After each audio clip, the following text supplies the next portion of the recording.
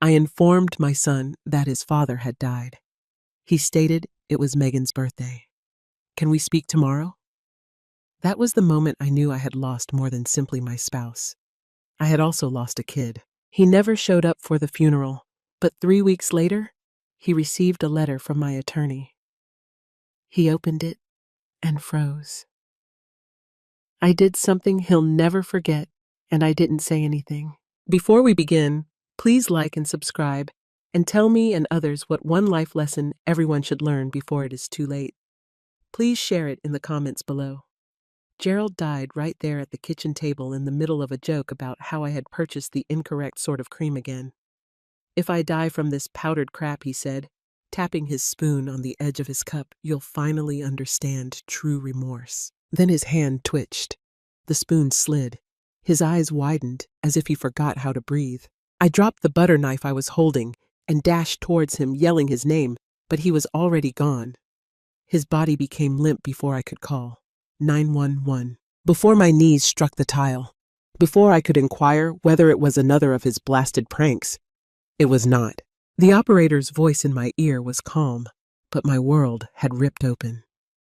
I continued whispering his name as they directed me through chest compressions, but I was already aware. I knew by the way his head dropped against his shoulder and how cold his fingers were when I tried to grip them. When the paramedics arrived, I stepped back, stunned, hearing terms like huge, unrecoverable, and DNR, and simply nodded. Suddenly, the home felt both too loud and too quiet. I sat on the side of the couch, gazing at the floor, and after they'd covered him and informed me there wasn't anything else they could do, I grabbed my phone. I called my only son, Nathan. It rang 5 times. When he finally responded, I was shivering but managed to reply, "Nathan, it's Dad. He just collapsed. He's died." There was a pause, and then his flat, preoccupied voice remarked, "Oh, Mom, today is Megan's birthday. May I call you later?" I couldn't comprehend the words at first. I believed I was hallucinating them, but then he said, "She's got this whole brunch planned, and we're having people over." I didn't say anything.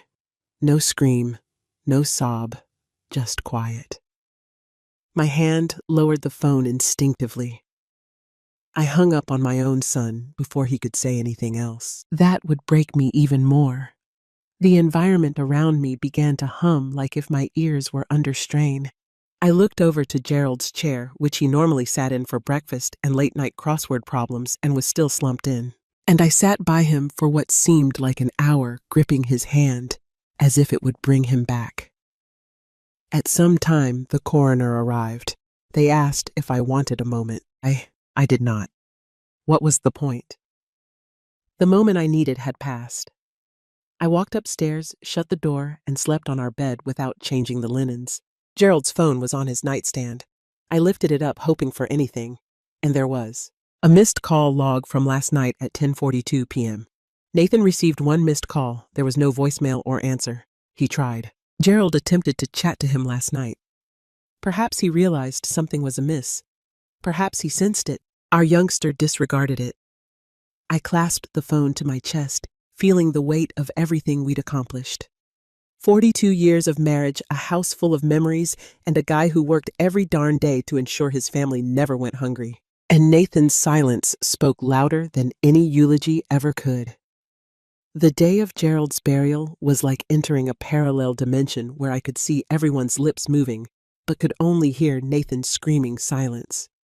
I stood near the casket, grasping the podium's sides. I tried to retain my equilibrium as folks I hadn't seen in years approached and muttered things like, "He was such a good man, and we're so sorry." All I could think of was how my kid, my own child, was not present, not in the pews, not standing alongside me, not even in the stupid parking lot.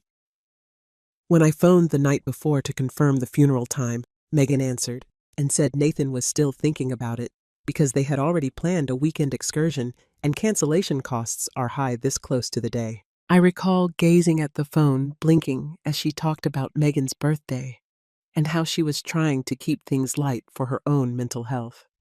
I did not even react. I simply hung up. I didn't want to beg to attend a funeral, especially Gerald's. Not when Dad was the one who stayed up all night with a fussy Nathan, spent weekends constructing Lego towns, and taught him how to balance a checkbook by the age of 12. And not when Gerald contacted Nathan the night before his death and never received a call back. Everyone noticed. Of course they did. The rumors began before the service had begun. Where is Nathan? Did he miss the flight? Is Megan all right? As if they were the ones we should be concerned about. Even Gerald's college pal Frank leaned in and remarked, "I thought your boy would be front and center today." And I just nodded, like if it wasn't splitting me in two. But the moment that truly broke me occurred after the service, when one of Gerald's coworkers, Brian, approached me near the coffee urn in the fellowship hall and said, "I don't mean to pry, but Gerald mentioned something odd in passing last." Months' efforts to assist Nathan financially were evidently stressful. That shocked me, since Gerald had never told me anything like that. We had no secrets, or so I assumed. I did not ask Brian to elaborate. I just grinned. I thanked him for coming and excused myself to the washroom, where I sat on the toilet seat lid staring at the floor until someone knocked and asked if everything was okay. Everything was not okay. My son missed his father's burial for a breakfast and a weekend excursion, and now I'm hearing indications of financial difficulty and confidentiality. When I arrived home that night, the solitude was awful. I poured myself a glass of wine, looked at Gerald's recliner, and tried not to think about how chilly and lonely I felt. Then I unlocked my phone to find a photo Megan had shared. On Instagram, she posted a photo of herself in a bright pink outfit sipping a mimosa with the remark, "Best birthday ever, love my husband." It had been posted at the funeral. During the eulogy, I looked at the TV until the image became blurry and my hands began to tremble. That night, I could not sleep. I laid in our bed, reflexively, feeling for the weight of Gerald's hand alongside me, but came up empty. At approximately 3 a.m., I got up, opened Gerald's desk drawer, and began taking out documents, bank statements, insurance records, old invoices, anything that may explain what Brian had said, since it was no longer simply sadness. Now there was something more, something colder, a sensation that I might not know the complete tale of my own family, and Gerald, the one guy who might have explained everything, was gone. The next morning, I awoke with a goal, not out of curiosity, but out of something sharper, more like wrath disguised as sadness. And I walked directly to Gerald's file cabinet, which he kept locked, but always said I had a spare key, for which I did taped to the back of our wedding photo in the closet, as a nice little gesture of confidence that now felt more like a test. I opened the drawer and began browsing through files stuffed with years of tax returns, retirement plans, and bank statements sorted by month and year, like a guy who never expected to die in the middle of a conversation. It didn't take long to locate it, a small blue folder called Nathan Transfers. I sat down, my pulse racing, and flipped through a history of subtle treachery. Regular wire transactions from Gerald's account to Nathan's $2,000 here, $3,500 there, and one that made my palms shiver, $12,000, titled Urgent Megan Medical.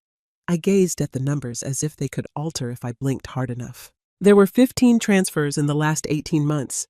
I had no idea. Gerald never informed me. We did not keep secrets. We decided on it the day we linked our bank accounts and chose a crib jointly. I kept reading, hoping to find a hint that would make it all make sense. That's when I discovered it, a letter folded and placed between the final two lines. It was penned on yellow legal pad paper, which Gerald usually kept on his desk, and it was not addressed to me. It was addressed to Nathan. "Nathan, it said that this is the second time you've told your mother one thing and done another." I remained quiet because I wanted to think you were being truthful.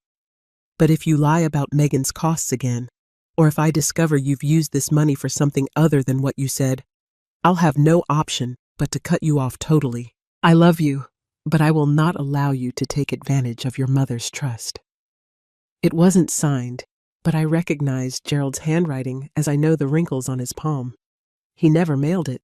It was dated 2 weeks before to his death. I sat there looking at it, my palm quivering and the paper crinkling in my grip. My thoughts kept returning to the way Nathan's voice sounded on the phone after I informed him his father had died, calm and convenienced, as if I was asking him to reschedule a dental visit. I could not breathe. I could not weep. I just sat there, locked in the dreadful understanding that the man I loved had spent the final few months of his life silently fighting our son's falsehoods while sheltering me from the consequences. And now Nathan, who couldn't be bothered to attend the burial, has received tens of thousands of dollars while claiming nothing is wrong. I returned the folder to the drawer, locked it, and tucked the key behind the photo where it belonged. Not out of respect, but because I needed time to think, not just about the money or the lies, but about what it all meant. What kind of man my son had become, and whether I had the strength to finish what Gerald clearly had not been able to do.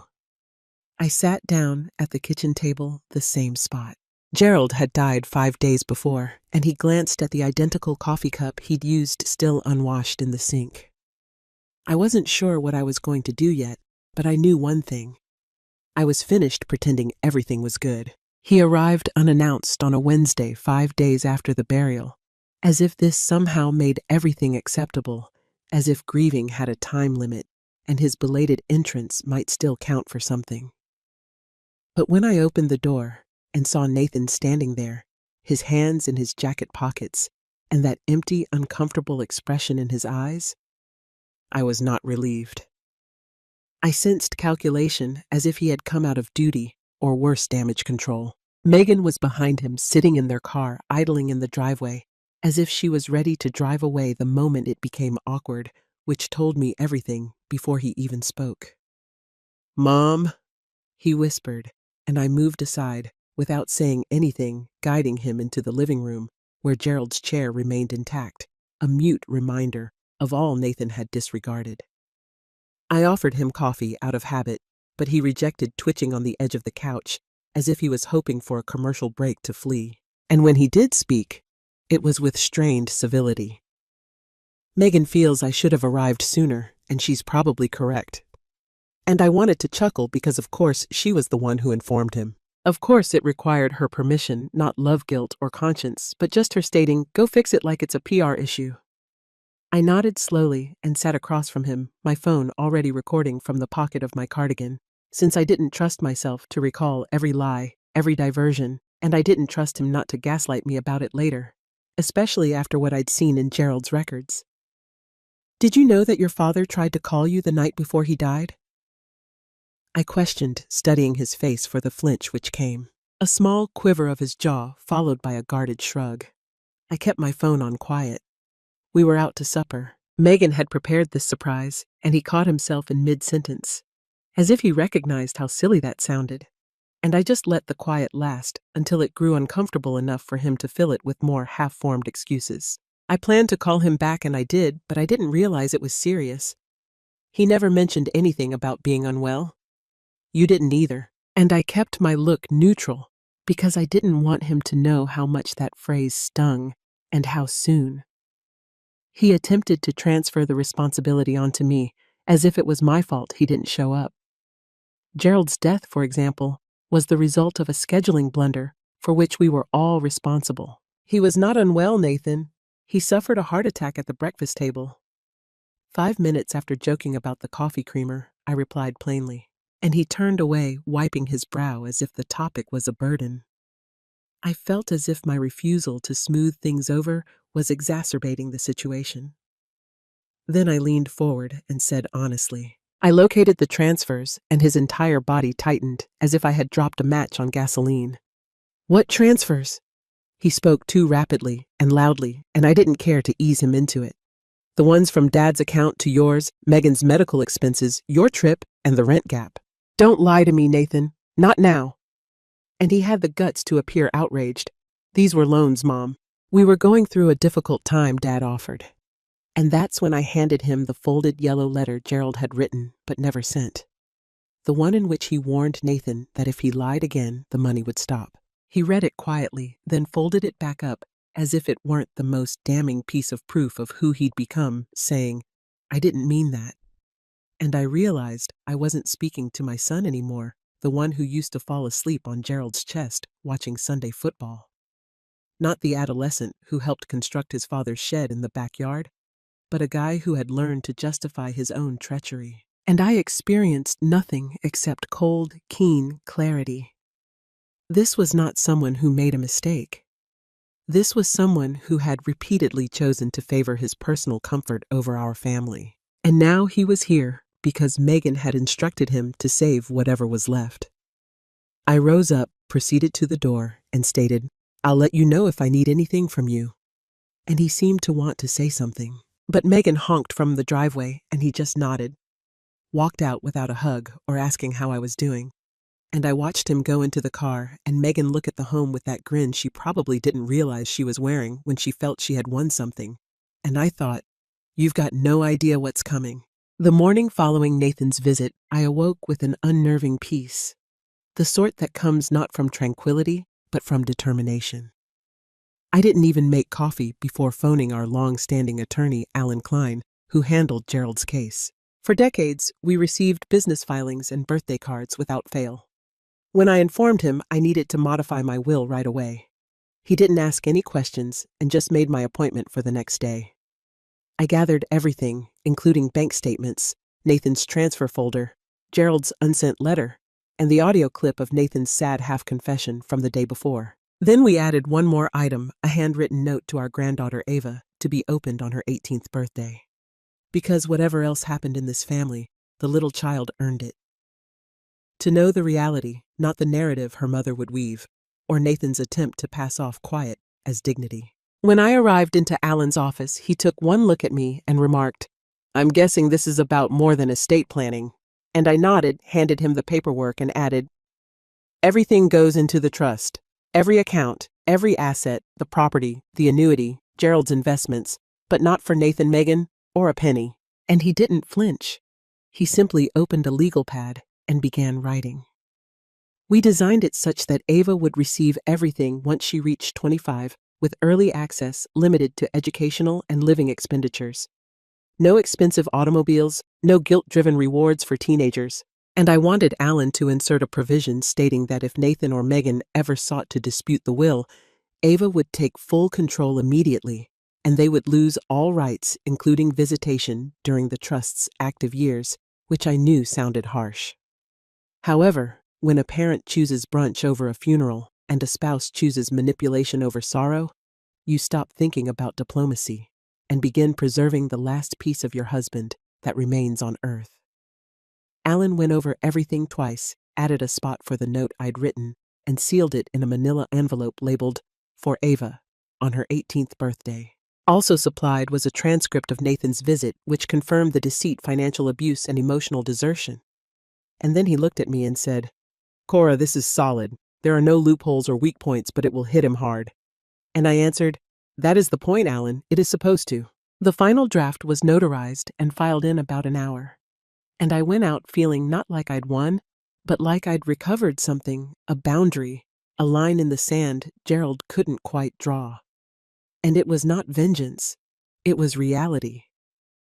If my son chose to treat his parents like ATM machines with no expiry date, he'd find out how long that machine had been observing, documenting, and waiting for the perfect time to cut the cord. That night, I sat at the kitchen table with a glass of wine, rereading the letter I had written to Ava. 6 pages of honesty, not hatred, revealing who her grandpa was, what he'd done for her father, and how that compassion had been used to manipulate and deceive. I informed her that the money she would one day get was not a gift, but a duty. A reminder to prioritize love over convenience, loyalty over looks, and courage over conformity, since she was the only one in our family who still had a chance to do it right. When I sealed that envelope, I felt as if I had ended a chapter, not of pain, but of quiet, the type that creeps in when people you care about betray you, gently enough that you forget it at all, until one day you're standing at a funeral alone. And now, finally, I had ensured that silence would not be passed on. The letter arrived in Nathan's mailbox 4 days after I left Alan's office via certified mail with a delivery confirmation slip, arriving in my email at 11:13 a.m. And I envisioned him standing in his kitchen going through envelopes as if it were any other Wednesday until he noticed the legal firm's insignia embossed on the corner. And I knew the instant he opened it, since he didn't call, text, or email neither that day or the next. But Megan did, and not with words, but with a series of rapid-fire emails ranging from passive-aggressive, "Yeah, classy Cora," to outright angry, "You're unbelievable. Do you even care about Ava?" And I didn't respond, since silence was the most honest thing I could offer them. When I eventually answered the phone on the third day, it was Nathan calling from a blocked number, his voice low, unsure, almost gentle, as if he believed if he used the tone he used when he was 6, he wouldn't have to acknowledge he'd broken something. I would melt into the mother he knew from before everything turned to ash. He began with, "Mom, I just got the letter," as if I hadn't already known, as if the previous 72 hours hadn't been heavy with the weight of his reaction. And I said nothing, allowing the stillness to speak. And when he eventually asked, "Is this real?" I said, "You tell me," since there was nothing else to explain. And the pause that followed felt like the longest 10 seconds of my life, until he eventually added, "I had no idea Dad felt that way." And I snapped, not yelled or raged, but simply snapped into ice. "You didn't know since you didn't inquire, Nathan. You were too busy pretending that we were optional." Megan picked up on the other end of the line, her voice shrill and demanding. "You can't actually disinherit your own son. That's insane." And I almost laughed, not because it was hilarious, but because she was so predictable. How soon the disguise fell when the money ran out. And I responded, "I did not disinherit him. I protected Ava." And Megan sneered at us, like she couldn't even imagine herself as a danger. And I responded, from this moment, this discourse, this entitlement. And before she could spew whatever hatred she had next, I hung up, since that was the limit. Now you can't choose to ignore and then demand access. You can't opt out of sadness and then claim inheritance. You can't remove the funeral and then alter the will. I sat at the kitchen table afterward, where Gerald's heart had stopped looking at the silence that followed. And for the first time since the service, I felt a sense of serenity, not satisfaction or closure, but control. I felt as if I had finally accomplished what Gerald couldn't bring himself to do before it was too late. Later that night, I received another text from Nathan. It simply stated, "I'm not sure how we'll recover from this." And I didn't respond because the answer wasn't mine to give anymore. It was Ava's. And one day, when she was old enough to grasp everything, she would pick who deserved a place in her life. That was the legacy I was leaving behind. They arrived on a Sunday afternoon without notice. Megan steps out of the car wearing heels too high for a driveway encounter. Nathan trailed after her, uncertain if he was there to assist or control her. And the moment I opened the front door, she came in, not with a hello or a question, but with an accusation. "You're using legal threats to manipulate this family." Her voice was crisp and precise, as if she'd rehearsed it in the mirror. And I stood at the doorway, not welcoming them in, not moving an inch, simply letting the weight of her words break the space between us. And then she said, "You're punishing us for setting boundaries." And that's when I noticed it, the arrogant tilt of her head, the assumption that she still had the moral high ground despite skipping Gerald's funeral, siphoning money via Nathan, and attempting to play victim in a scenario she authored herself. I didn't say anything, simply stepped aside to let them in, primarily because I knew Ava was upstairs in the hallway, half listening as all kids do. And something inside me needed her to see this, not to hurt her, but to defend her, to offer her truth as armor. Megan walked into the living room, her perfume and words thick. And Nathan sat calmly, eyes fixed on the floor, while she took the lead as she usually did. "We spoke with a lawyer," she added, arms crossed. "And if this will is not amended, we may have reason to doubt your ability." And that's when I finally spoke calmly and quietly. "Are you threatening to declare me mentally unfit?" Megan shrugged. "I am only stating that it is not uncommon. Grief has a curious effect on individuals." I couldn't tell if Nathan's flinch was due to remorse or embarrassment. And then I heard a slight groan from the hallway floor upstairs, and Ava shifted her weight, listening. And I knew that every word was being taken in by the single person in this family who still had the ability to see properly. I went to Nathan and asked if he agreed with her, and he didn't respond, just gulped and turned away. And Megan's quiet was louder than her words because it reinforced what I needed to know. He would not stop her. He wouldn't stand up to her. He would not protect his mother or father's memories if it meant causing discord in his own household. Megan used the quiet as fuel, went closer and said, "You are tearing this family apart for money." And I laughed, not loudly or mockingly, but with a single dry chuckle, the type you let out when something is so ludicrous that it borders on tragedy. And I stated that I was pulling it apart. Gerald died alone. His own son did not show up. "And you're worried about your inheritance." That's when I noticed Ava enter the hallway halfway down the stairs, eyes wide but steady, and Megan turned frightened. But Ava didn't say anything.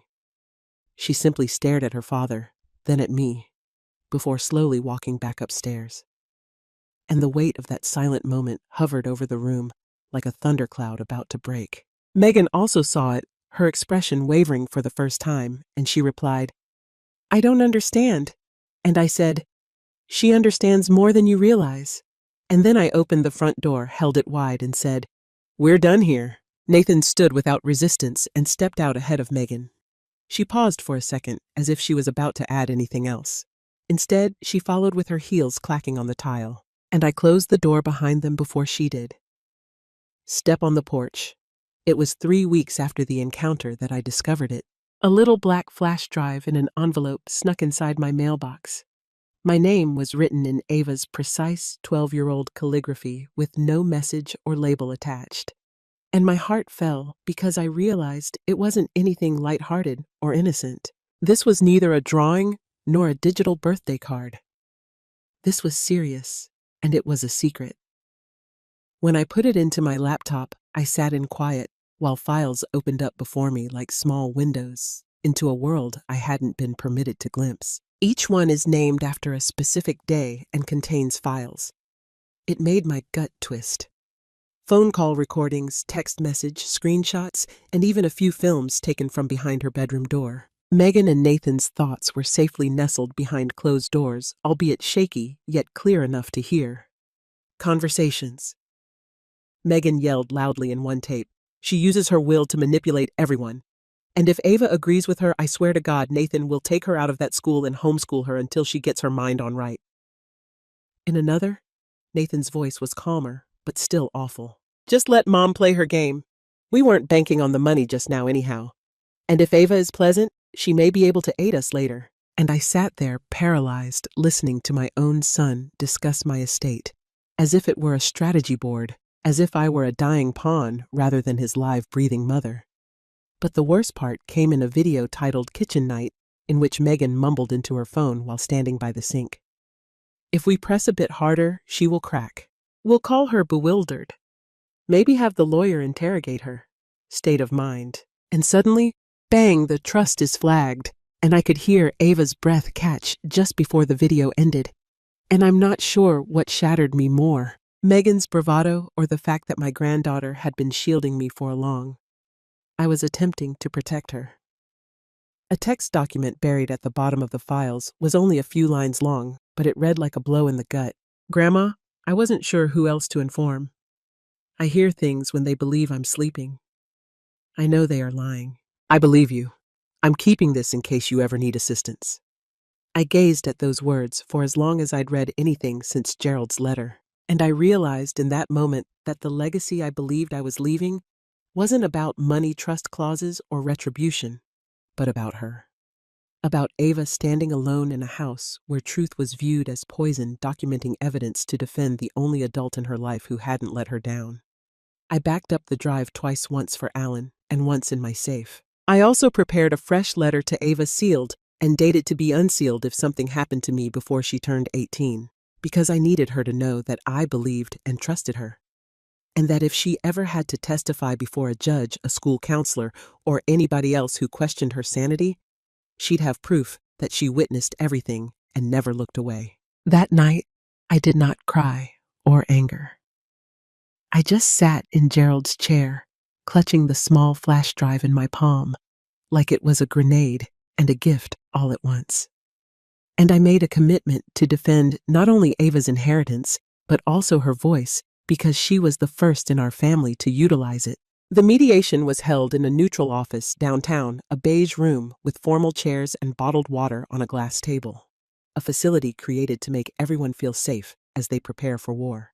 And when Nathan and Megan stepped in, Megan was dressed for a courtroom drama audition, and Nathan appeared 10 years older than he had a month before. I didn't welcome them or smile. I simply sat with Alan by my side.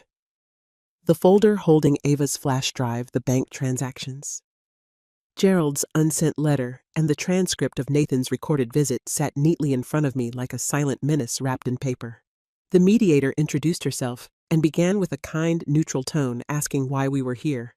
Megan quickly went into her story depicting me as grieving and resentful, implying that my decisions were motivated by emotional instability and impending cognitive impairment. And I saw her practice her victimhood like it was a screenplay she had learned.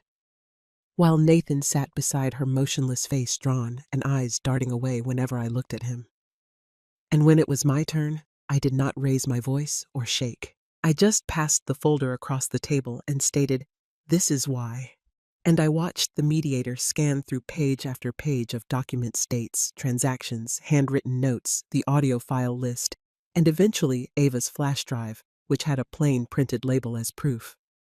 And I knew when the room shifted, when the weight of truth broke Megan's illusion, because the mediator paused, looked up, and asked Megan directly, "Were you aware that your daughter recorded statements about attempting to alter a legal trust through manipulation?"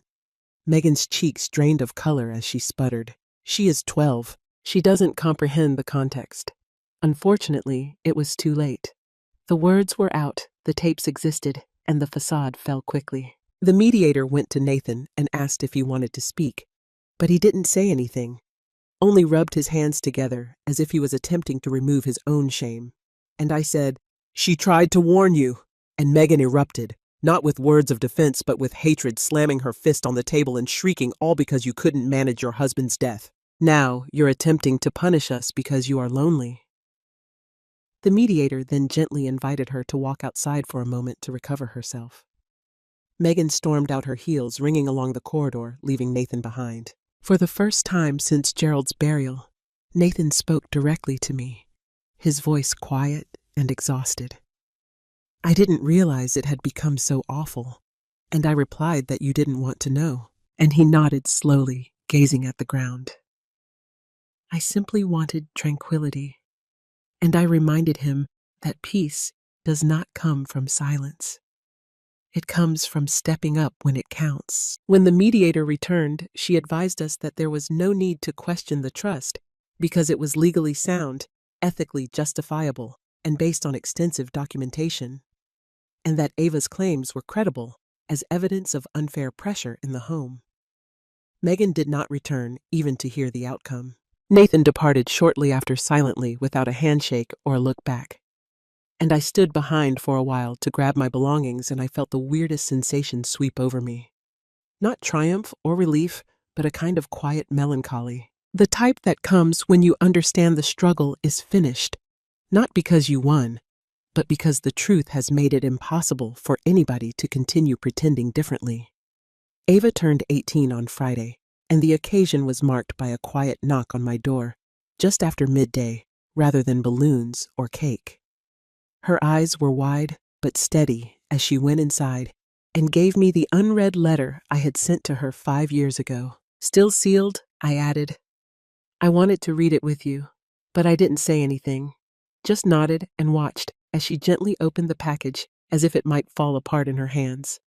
Unfolding the 6 pages I'd poured my heart and soul into when everything seemed to be collapsing, and she read silently for several minutes, her expression moving from concentration to tears, halting just once to inquire whether all of this was still true. And I confessed everything, and she grabbed me harder than she had before, whispering, "Thank you for telling me the truth when no one else would." I felt every ounce of anguish and purpose behind that hug. After we sat in Gerald's old chair together, she brought out her phone and showed me a brief video of herself standing in front of a judge at a formal name change hearing, clearly saying, "I'd like to change my middle name to Coraline after my grandmother," and I couldn't stop crying. My chest split open at the sound of her regaining her identity, selecting a part of this family that did not harm her, lie to her, or treat her as leverage. Later that afternoon, we attended her graduation ceremony, and as she crossed the stage and her complete new name, Ava Coraline Whitfield, was announced, she smiled and looked directly at me. And I saw in her expression not only pride, but clarity, the type Gerald used to wear when he made difficult judgments that no one else understood until too late. Nathan was also present, sitting alone in the back row, his eyes red, his suit crumpled, and clapping out of necessity rather than delight. And he didn't contact me or Ava, not because he wasn't supposed to, but because I believe he finally realized what it meant to be cut off in ways that went beyond the bank account.